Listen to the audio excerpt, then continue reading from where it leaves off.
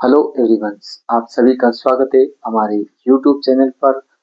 आज हम हमारे इलेक्ट्रिकल थ्योरी की फर्स्ट क्लास आप सभी के लिए लेके आए हैं। तो जो स्टूडेंट आईटीआई कर रहे हैं या फिर कर चुके हैं, जिन आईटीआई या फिर जो कंपटीशन की तैयारी कर रहे हैं, जो किसी भी इलेक्ट्रिकल पोस्ट की तैयारी कर रहे हैं, तो वो मेरे चैनल पर जुड़कर इलेक्ट्रिकल की थ्योरी के बारे में विस्तृत जानकारी ले सकते हैं। तो आज हम पहली क्लास लेके आए हैं आप सभी के लिए। तो आज की हमारी क्लास रहेगी इलेक्ट्रिसिटी यानी विद्युत के बारे में। एक विद्युत बहुत ही इम्पोर्टेंट, एक बहुत ही अच्छा, ये फर्स्ट क्लास इलेक्ट्रिसिटी बहुत इंपॉर्टेंट रहने वाली है। तो आ जाइए हमारे साथ, आज हम अध्ययन करेंगे इलेक्ट्रिसिटी। तो इलेक्ट्रिसिटी सबसे पहले ये चीज रहती है, इलेक्ट्रिसिटी कहते हैं किसको या फिर विद्युत किसे कहते हैं।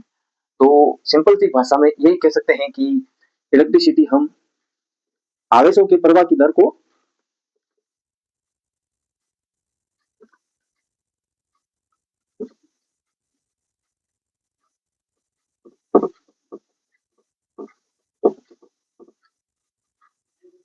आवेशों के प्रवाह की दर को हम इलेक्ट्रिसिटी या फिर विद्युत कहते हैं।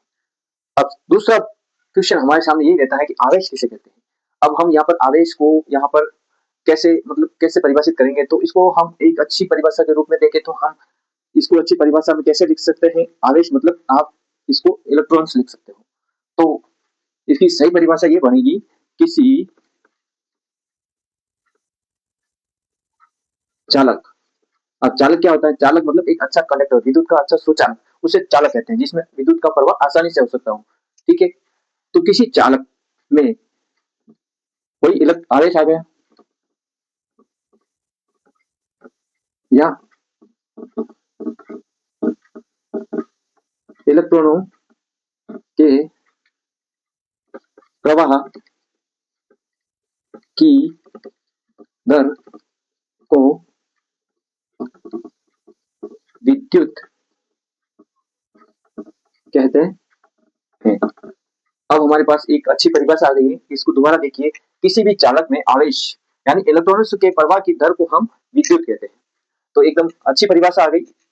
अब यहाँ पर आप आवेश भी समझ गए, आवेश का मतलब इलेक्ट्रॉन्स। अब इलेक्ट्रॉन्स के प्रवाह की दर को हम विद्युत कहते हैं। तो ये विद्युत की परिभाषा ही। तो अब हमारे पास दूसरा क्वेश्चन रहता है कि ये विद्युत आयतन मतलब विद्युत के प्रकार कौन कौन से। तो विद्युत के प्रकार के बारे में हम अध्ययन करेंगे दूसरे पॉइंट के रूप में। विद्युत के प्रकार। अब विद्युत के दो ही प्रकार है। पहले रहेगा हमारा स्थिर विद्युत और सेकंड नंबर रहेगा हमारा गतिज विद्युत। जैसा कि इन दोनों के नाम से पता चल रहा है, स्थिर विद्युत जिसमें आवेश स्थिर रहते हैं, दूसरा गतिज विद्युत जिसमें आवेशों का प्रवाह रहता है और इलेक्ट्रॉन्स का प्रवाह रहता है। यहाँ पर मुक्त इलेक्ट्रॉन प्राप्त होते रहते हैं, इस वजह से इसको गतिज ऊर्जा कहते हैं। और इसको स्थिर विद्युत मतलब आवेश स्थिर रहते हैं। इसको विद्युत को हम एक स्थान से दूसरे स्थान पर नहीं भेज सकते हैं, लेकिन इस गतिज विद्युत से हम एक स्थानांतर कर सकते हैं, विद्युत को एक स्थान से दूसरे स्थान पर भेज सकते हैं। तो आइए इन दोनों के बारे में हम चर्चा कर लेते हैं। तो पहला पॉइंट रहेगा हमारा स्थिर विद्युत के बारे में पढ़ेंगे हम। तो ये चीज आप एक बार देख सकते हैं, आवेशों के प्रवाह की दर को हम विद्युत कहते हैं। और अच्छी परिभाषित लैंग्वेज में समझे तो किसी भी चालक में आवेश यानी इलेक्ट्रॉन्स के प्रवाह की दर को हम विद्युत कहते हैं। विद्युत को सामान्यतः दो भागों में डिवाइड किया गया है, एक स्थिर विद्युत, एक गतिज विद्युत। तो आइए आप सबसे पहले स्थिर विद्युत के बारे में जानते हैं।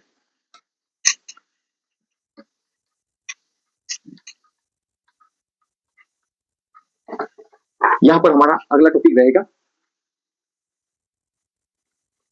स्थिर विद्युत। अब स्थिर विद्युत की परिभाषा किसने दी या फिर इसका आविष्कारक कौन था? इसका आविष्कारक इसका आविष्कारक था थेम्स नामक वैज्ञानिक। अब इस वैज्ञानिक ने क्या प्रयोग किया जिससे इसको स्थिर विद्युत प्राप्त हुआ? तो यहाँ पर देखिए, एक थेम्स नामक का वैज्ञानिक था, इसने क्या प्रयोग किया? इसने क्या करा, एक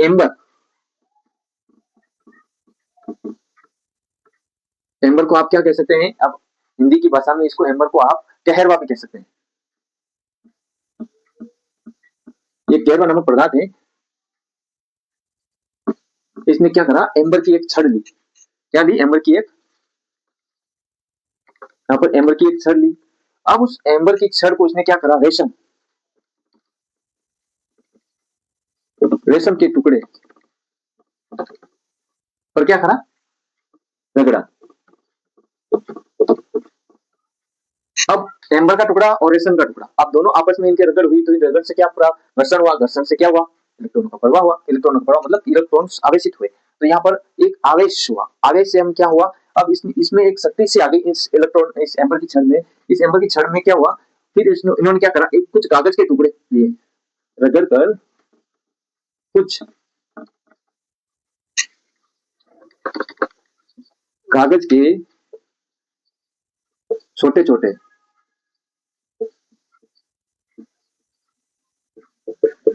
टुकड़ों, अब ये एम्बर की छड़ आवेशित हो गई क्योंकि इसमें आपस में घर्षण हुआ, घर्षण से आवेशित हो गई, और इसने क्या करा, कागज के टुकड़ों को अपनी ओर क्या करा, आकर्षित करा।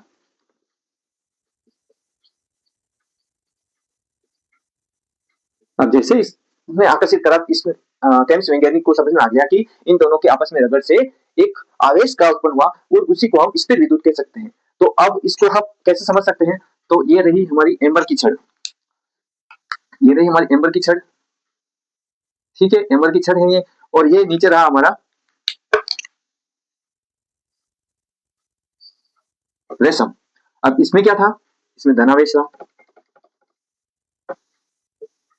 और इसमें क्या था, ऋणावेश था। जब धन आवेश और ऋण आवेश आपस में टकराते हैं तो वहां एक आवेश उत्पन्न होता है। उसी आवेश को इसने क्या नाम दिया, स्थिर विद्युत। इसमें एक प्रकार की शक्ति आ जाती है, मतलब आकर्षित करने की। ऐसा जैसे आप दूसरा उदाहरण आप बादल में भी देख सकते हैं, जब दो बादल आपस में टकराते हैं तो उसमें क्या होता है, आवेश उत्पन्न होता है। इसी को हम स्थिर विद्युत कह सकते हैं। तो यहाँ पर नोट करने वाली चीजें यही है कि स्थिर विद्युत का जनक किसे कहते हैं, स्थिर विद्युत का जनक थेम्स नामक वैज्ञानिक को कहते हैं। अब थेम्स नामक वैज्ञानिक किसकी छड़ का प्रयोग किया था, एम्बर की छड़, जिसको हम हिंदी में कहरवान कह सकते हैं। अब एम्बर की छड़ को इसने किस पर रगड़ा, इसको रेशम के टुकड़े पर रगड़ा। अब रेशम के टुकड़े पर रगड़ने पर क्या करा, इसने कागज के टुकड़े को अपनी ओर आकर्षित किया। इस वजह से इसमें स्थिर विद्युत प्राप्त हुई। अभी स्थिर विद्युत की परिभाषा आप लोगों को समझ में आ गई होगी, और किस वैज्ञानिक ने इसका आविष्कार किया, इसका जनक किसे कहते हैं, तो इसको हम सिंपल लैंग्वेज में आप लोगों के लिए समझ गए होंगे आप सभी। अब दूसरी विद्युत आती है हमारे पास, जल विद्युत, जिसको हम गतिज ऊर्जा भी कहते हैं।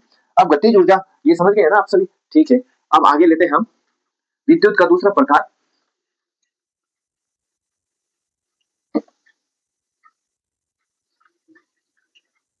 विद्युत का दूसरा प्रकार रहेगा हमारे पास गतिज ऊर्जा।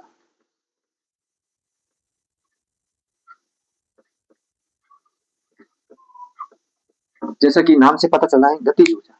अब गतिज ऊर्जा में क्या है,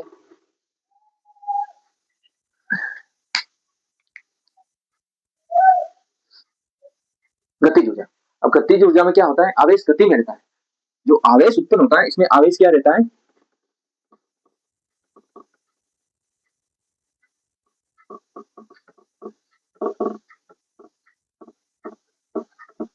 आवेश गतिमान रहता है। गतिज ऊर्जा में इलेक्ट्रॉन्स का प्रवाह होता रहता है, इलेक्ट्रॉन्स का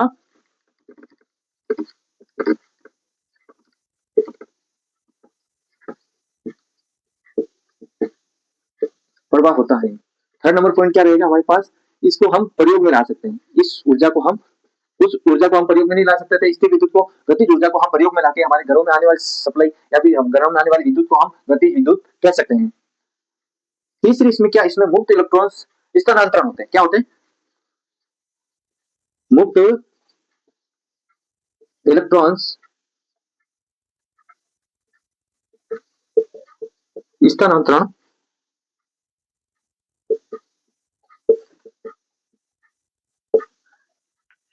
अब ये चीज आ गई। अब गतिज ऊर्जा को आप आसान भाषा में कैसे समझ सकते हैं, इसमें आवेशों का प्रवाह होता है, इलेक्ट्रॉन्स का प्रवाह होता है, और इसका प्रयोग हम घरों में ही करते हैं। ये हमारे घरों में आने वाली विद्युत, गतिज ऊर्जा की विद्युत का ही एक उदाहरण है। इसमें क्या होता है, एक मुक्त इलेक्ट्रॉन हमेशा स्थानांतरण होता है। मुक्त जो इलेक्ट्रॉन होता है वो ऋण आवेश की ओर जाता है, धन आवेश से हमेशा ऋण आवेश की ओर विद्युत का प्रवाह होता है। तो ये हमारा गतिज ऊर्जा रही। अब गतिज ऊर्जा में, गतिज ऊर्जा को हम दो भागों में बांट सकते हैं। दो भाग कौन कौन से हैं, आइए इन भागों के बारे में हम आसानी से चर्चा करते हैं। गतिज ऊर्जा का पहला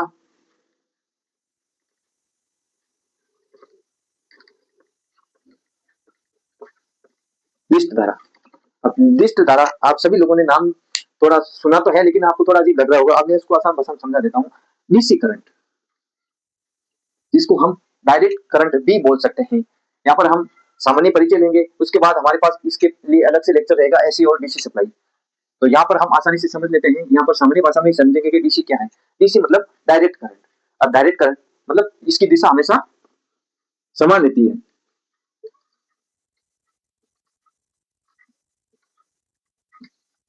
अब समान कैसे रहती है? अब इसके लिए हमें एक साइकिल बनानी पड़ेगी।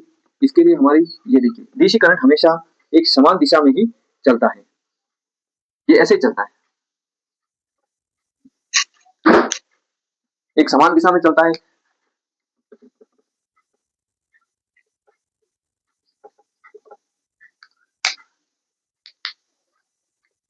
इसमें क्या होता है, आवृत्ति नहीं बनती है, फ्रीक्वेंसी नहीं बनती है।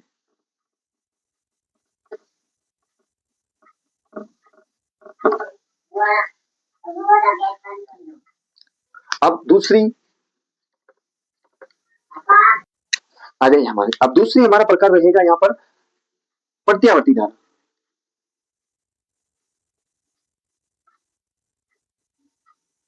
अब इसको क्या कह सकते हैं, AC, alternating current. Alternating current हमारे, इसको हम कैसे समझा सकते हैं? अल्टरनेटिंग करंट हमारे घरों में आने वाली सप्लाई हमेशा अल्टरनेटिंग करंट रहती है। इसकी हमेशा साइकिल बनती है। तो साइकिल क्या रहेगी, इसकी साइकिल कैसे बनती है? तो यहाँ देखिए आप, इसकी साइकिल एक बार पॉजिटिव में, एक बार नेगेटिव में, एक बार पॉजिटिव में, एक बार नेगेटिव। इसकी साइकिल ऐसे बनती है। इसमें क्या, एक बार पॉजिटिव की ओर गया, एक बार नेगेटिव, एक बार पॉजिटिव की ओर, एक बार नेगेटिव। तो इसकी साइकिल इस तरीके से बनती है। अब ये क्या चीज है, ये है आवर्ती। इसको क्या बोल सकते हैं, आवर्ती। अब आपके लिए एक नया क्वेश्चन आ गया होगा, ये आवर्ती क्या है? इसके लिए हम हमारी आगे वाली क्लास में विस्तृत से अध्ययन करेंगे आवर्ती के बारे में। अब आवर्ती के यहाँ से एक सामान्य से सवाल होता है, आवर्ती। तो कई बार सवाल आता है कि इंडिया में कौन सी फ्रीक्वेंसी। अब आवर्ती को हम इंग्लिश में क्या कहते हैं, फ्रीक्वेंसी।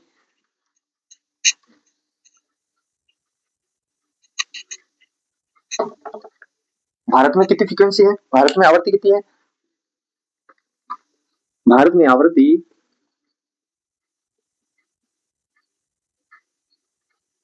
अब आवृत्ति को किस में दर्शाते हैं, हर्ट्ज में। अब ये यही फ्रीक्वेंसी अमेरिका में अलग होती है। अमेरिका में 60 हर्ट्ज। अब ये 60 क्या है, ये 50 क्या है, इसके मैं इसको समझा देता हूँ आपको। मतलब एक सेकंड में हमारी साइकिल 60 बार चलती है। इसमें इसमें 50 बार चलती है इंडिया में, और अमेरिका में 60 बार चलती है। तो आज की कक्षा में हमने क्या अध्ययन किया, इसको मैं एक बार फिर से दोहरा देता हूँ। हमने सबसे पहले अध्ययन किया विद्युत के बारे में। विद्युत क्या है? तो सबसे पहले विद्युत, विद्युत आवेशों के प्रवाह की दर को, मतलब किसी चालक में इलेक्ट्रॉन के प्रवाह की दर को हम विद्युत कहते हैं। अब विद्युत को हमने दो भागों में बांट दिया। विद्युत कौन कौन सी होती है, एक गतिज विद्युत और दूसरी होती है अपने स्थिर विद्युत, जिसको हम अब स्थिर विद्युत का जनक किसे कहते हैं? स्थिर विद्युत का जनक हम थेम्स को कहते हैं। थेम्स ने क्या करा, एम्बर के टुकड़े को रेशम के टुकड़े के साथ घर्षण किया और जिससे आवेश उत्पन्न हुआ, उसे हम स्थिर विद्युत कहते हैं। अब दूसरा वैज्ञानिक, मतलब दूसरी अपनी विद्युत हो रही हमारी गतिज विद्युत। गतिज विद्युत मतलब आवेशों का प्रवाह होता है, इलेक्ट्रॉनों का प्रवाह होता है। इसको हम आसानी से प्रयोग में ला सकते हैं, एक स्थान से दूसरे स्थान पर ले जा सकते हैं। मुक्त इलेक्ट्रॉन हमेशा स्थानांतरित होते हैं। और ये रहा, फिर अब गतिज ऊर्जा को फिर से हम दो भागों में डिवाइड किया, एसी और डीसी, मतलब निर्दिष्ट धारा और प्रत्यावर्ती धारा, अल्टरनेटिंग करंट और डायरेक्ट करंट। तो डीसी में क्या होता है, इसमें हमेशा करंट की दिशा समान रहती है, और एसी में दिशा और मान दोनों बदलता रहता है। अब फ्रीक्वेंसी की बात हुई, फ्रीक्वेंसी कितनी है, साइकिल कितनी है? तो यहाँ इंडिया में 50 हर्ट्ज है और अमेरिका में 60 है। चलिए, तो हमने विद्युत के बारे में अध्ययन किया, विद्युत के प्रकार के बारे में अध्ययन किया। अब हम अध्ययन करने जा रहे हैं एक इलेक्ट्रीशियन के औजार, यानी एक विद्युत कार के कौन कौन से औजार हो सकते हैं। उन औजारों का मैं सामान्य परिचय करूंगा, थोड़ा मैं दिखा के भी करूंगा, और पीछे लिखे हैं, कुछ लिखे हैं मैं और लिखूंगा। कुछ औजार मैं आपको वर्बली नहीं दिखाकर प्रैक्टिकली दिखाऊंगा, क्या यूजेस होते हैं उनके, क्या साइजेज होती है। तो आ जाइए, और हमारी क्लास में मैं प्रैक्टिकल तौर पर दिखाने जा रहा हूँ एक इलेक्ट्रीशियन के औजार। तो सबसे पहले आता है एक पेचकस।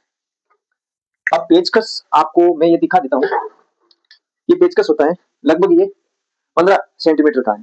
15 से 30 सेंटीमीटर का ये पेचकस आता है। ये दोनों साइड यूजेज आता है। एक साइड ये स्टार में होता है और दूसरी साइड ये स्ट्रेट में होता है। तो दोनों टाइप के नट खोलने के लिए ये यूज किया जाता है। तो सबसे पहला औजार रहता है ये पेचकस। ये पेचकस लगभग 8 से 30 सेंटीमीटर के मध्य बनाए जाते हैं। इसमें ये मध्यम आकार का है, इससे बड़े आकार का भी आता है, इससे छोटे आकार का भी आता है। तो ये सबसे पहला औजार है पेचकस। इसके माध्यम से किसी भी नट्स को खोलने के लिए एक इलेक्ट्रीशियन इसका यूज लेता है। अब दूसरे औजार के रूप में आ रहा है हमारा फेज टेस्टर।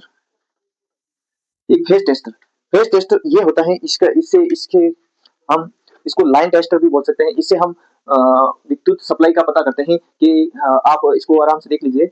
अगर किसी भी जगह इलेक्ट्रिसिटी है तो ये आराम से वॉइस करेगा और अपना ग्लो करेगा। तो देखिए अब मैं बता रहा हूँ, ये देखिए हमारा ये वायर है इलेक्ट्रिसिटी का। अब इसके पास मैं जैसे सप्लाई ले जाऊंगा, ये फेज टेस्टर ले जाऊंगा, ये अपना वॉइस करेगा और ये अपना ग्लो भी करेगा। तो ये है इलेक्ट्रिशियन का सबसे मजबूत, ये हाई वोल्टेज पर भी काम करता है और मिनिमम 20 वोल्ट से स्टार्ट हो जाता है। अगर किसी भी सर्किट या किसी भी पॉइंट में 20 वोल्ट से ज्यादा सप्लाई है तो ये आराम से ग्लो करेगा और इलेक्ट्रिशियन को विद्युत सप्लाई के बारे में बताएगा कि अवेलेबिलिटी है कि नहीं है। अगला औजार आता है फेज टेस्टर। ये 20 वोल्ट से 440 वोल्ट के मध्य काम करता है। हाई वोल्टेज में इसको यूज नहीं लेना है। अगला आता है टेस्ट लैंप। ये एक मुख्य औजार है टेस्ट लैंप। टेस्ट लैंप को मैं अभी आपको दिखाने जा रहा हूँ, ये है टेस्ट लैंप। इस टेस्ट लैंप के पीछे दो वायर होते हैं, एक फेज होता है एक न्यूट्रल होता है, जिससे ये कंट्रोल में होता है। किसी भी उपकरण की सप्लाई चेक करनी है तो इस फेज टेस्ट लैंप के माध्यम से आराम से हम चेक कर सकते हैं। ये ग्लो करेगा तब उसमें सप्लाई अवेलेबल है और ग्लो नहीं करता तो उसमें सप्लाई अवेलेबल नहीं। ये 230 वोल्ट पर कार्य करता है और विद्युत की उपलब्धता को बताता है।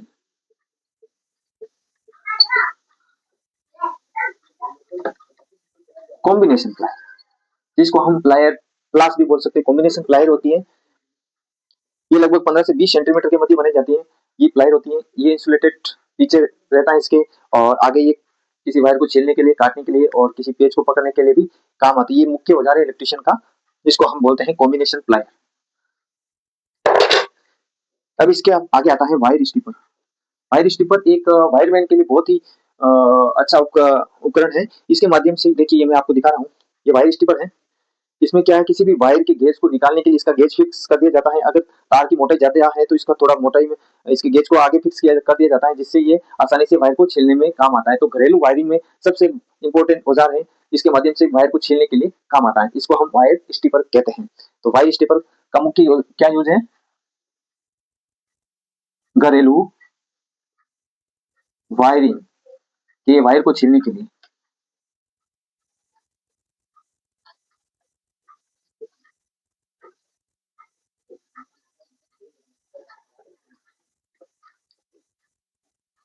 अगला आता है हैमर। अब मैं आपको हैमर दिखा रहा हूँ, ये हैमर है, ये 400 ग्राम का है। ये मुख्य हथौड़ा होता है जिसमें किसी पेज को मारने के लिए या फिर किसी भी ये इलेक्ट्रिशियन का एक मुख्य औजार भी हो सकता है। ये लगभग 400 ग्राम तक होता है। अब इसके आगे मैं कुछ औजार और बताऊंगा।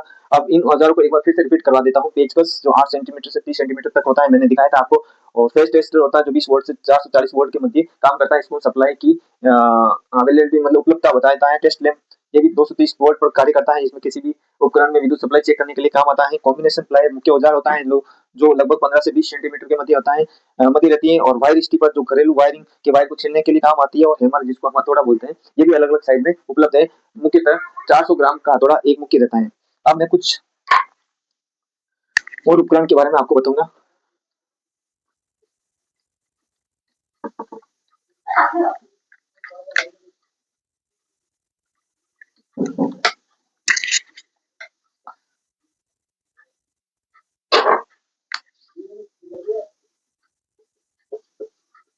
स्पेनर, स्पेनर दो प्रकार के होते हैं। पहला स्पेनर होता है रिंग स्पेनर और दूसरा होता है सामान्य स्पेनर। इसमें ये रिंग टाइप में होता है। ये एक नॉर्मल जो की तरह रहता है, आगे से जबड़ा खुला रहता है, उसमें डायरेक्ट नट लगा देते हैं। अगला औजार आता है हमारा हेक्सा। ये एक तरह की ब्लेड होती है जो किसी भी वुडन को काटने के लिए काम में ली जाती है। इसको मैं दिखा देता हूँ। ये हेक्सा होती है, एक फ्रेम में फिट होती है, उसके बाद आसानी से किसी भी वुडन को काटने के लिए काम में ली जाती है। अब अगला कुछ औजार है वो थोड़ा मशीनरी उपकरण है, वो भी इलेक्ट्रिशियन के मुख्य औजारों के रूप में ही आते हैं।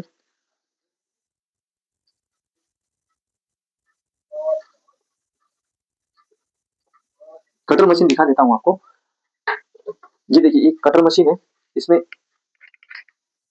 अलग अलग आयरन ब्लेड भी लगती है, वुडन ब्लेड भी लगती है, और पत्थर को काटने के लिए पत्थर की ब्लेड भी लगती है। इसमें अलग अलग टाइप की ब्लेडें लगती हैं और ये एक हैवी टूल्स है।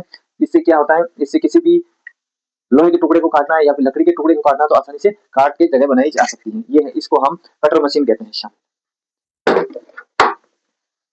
जब इसके ब्लेड आपको दिखा देता हूँ। ये इसके आयरन ब्लेड है, और ये इसकी वुडन ब्लेड है, और ये इसकी स्टोन ब्लेड है। ये 3 ब्लेड हमारे पास अवेलेबल हैं। और भी ब्लेड आती है। और अगला औजार मैं आपको बताऊंगा।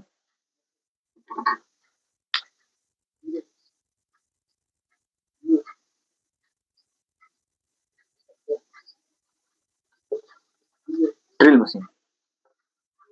ड्रिल मशीन का भी मुख्य काम होता है छेद करना। अब मैं ड्रिल मशीन के बारे में आपको बता रहा हूँ। ड्रिल मशीन आपको दिखा रहा हूँ। देखिए ये है ड्रिल मशीन। इसमें ड्रिलर 2 टाइप से होते हैं, एक नॉर्मल टाइप से इसको ऊपर करना पड़ता है, और दूसरा अगर हैमर यूज करना है तो हैमर की सेट करना पड़ता है। और इसमें एक बिट लगता है। बिट अलग अलग एमएम का होता है। पहला एमएम 6 mm से स्टार्ट होता है और लगभग 12 mm तक बिट आते हैं, और इससे भी बड़े बिट आते हैं जो अब इसको क्या पुश करके दबाना पड़ता है और ये इजीली लग जाता है। ये एक ड्रिल मशीन है जो इलेक्ट्रिशियन का मुख्य औजार भी कह सकते हैं। इसके बिना इलेक्ट्रिशियन का काम अधूरा रहता है। बहुत ही अच्छा औजार है और हर इलेक्ट्रिशियन के पास ये अवेलेबल होना चाहिए। तो सामान्य सामान्य उपकरण मैंने सभी को बता दिए। इन सभी उपकरणों का एक इलेक्ट्रिशियन भाई के पास होना जरूरी है। नाम भी पता होना चाहिए और उसके काम भी पता होने चाहिए। तो हमारी क्लास पर आने के लिए सभी लोगों का धन्यवाद। ऐसे ही हमारी क्लास पर बने रहिए। हम बहुत ही इंपॉर्टेंट आपकी जानकारी लाएंगे और इलेक्ट्रिकल थ्योरी से संबंधित सारी जानकारी लेके आएंगे, और हम आपको उसको प्रैक्टिकल के रूप में ही बताने की कोशिश करेंगे। तो हमारे चैनल पर आने के लिए सभी लोगों का बहुत बहुत धन्यवाद। आभार।